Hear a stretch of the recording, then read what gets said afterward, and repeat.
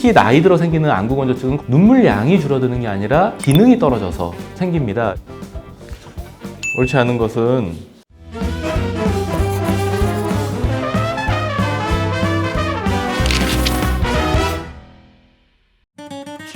안구건조증과 관련된 사실 중 옳지 않은 것은?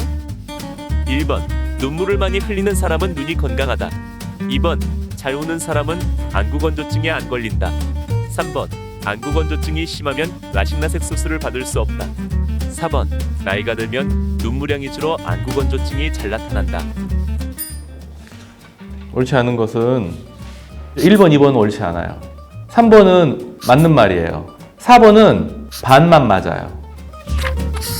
눈물의 양이 많다면 눈이 건강하다고 할 수 있나요? 그러니까 눈물을 흘린다는 게 무언가 눈물이 계속 만들어지면 이게 배출이 돼야 되는데 배출이 잘 안 되는 분들, 눈물이 이렇게 맺혔다가 눈을 깜빡깜빡 몇 번 하면은 그게 이제 없어져야 되거든요. 근데 그렇지가 못하고 바깥으로 그냥 흘러요. 이런 경우는 눈물이 코로 넘어가는 길이 막혀서 그런 거예요.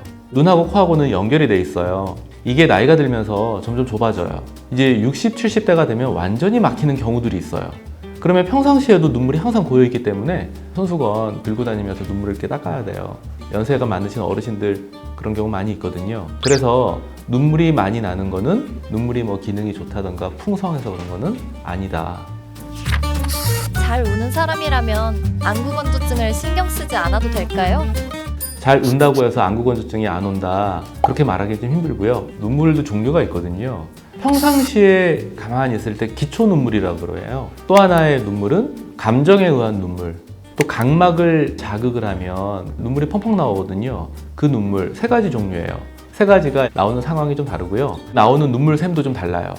그리고요, 기초 눈물에서 있어야 될 여러 가지 성분들이 있거든요. 근데 엉엉 우는 눈물은요, 그런 성분들이 없어서 우리 밤새 울었어요. 다음날 눈이 더 건조하거든요. 그래서 엉엉 우는 눈물은 별로 눈을 보호하지도 못하고 오히려 정상적인 나의 눈물의 성분을 희석시키게 되고 그렇습니다. 안구건조증이 너무 심하면 치료교정 수술을 받을 수 없나요? 뭐 무조건 받을 수 없다라기보다는 치료교정 수술에 영향을 많이 줍니다. 안구건조증으로 고생을 했다 하면 그게 좀 더 심해질 수도 있어요. 또 하나는 안구건조증이 심해서 각막 표면에 염증이 심한 상태에서 수술을 받는다.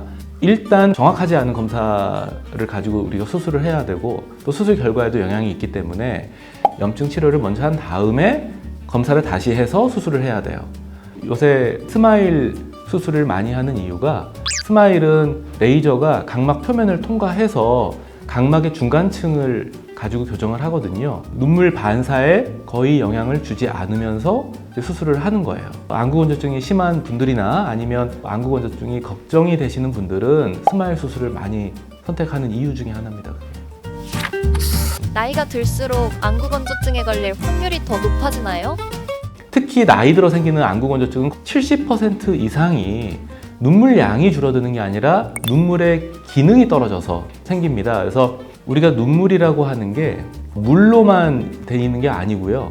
그거를 코팅해주는 기름막이 필요해요. 그래야 눈물이 증발을 안 하는데 이 기름막은 눈꺼풀에 있는 마이봄 샘에서 정상적으로 이제 나와야 되거든요. 근데 나이가 들면 눈꺼풀의 혈액순환도 떨어져 마이봄샘의 지방들이 자꾸 막혀. 우리가 이거를 마이봄샘 기능장애 이렇게 얘기합니다. 그래서 기름층이 건강하게 유지가 되도록 하는 치료가 필요한데 IPL 광선을 이용한 그런 치료들이 있습니다. 그런 안 좋은 혈관들이 개선이 되고 막혀있는 마이봄샘 분비물이 이제 배출이 되면서 다시 이런 정상적으로 기능을 하도록, 요새는 이거를 안구건조증 레이저 치료 이렇게도 많이 얘기를 합니다.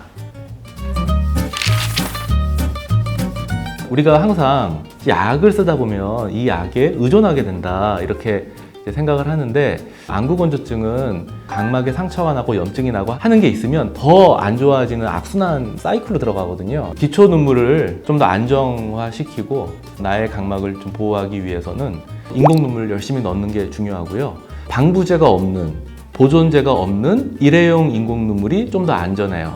보존제는 너무 과다하면 각막에 좋지 않거든요. 그래서 보존제 독성이라고 하는 것도 있어요. 어쩌다 한번 넣는 분들은 상관없고요. 집중적으로 넣는 분들은 일회용 인공 눈물을 쓰시는 게 좀 더 안전합니다.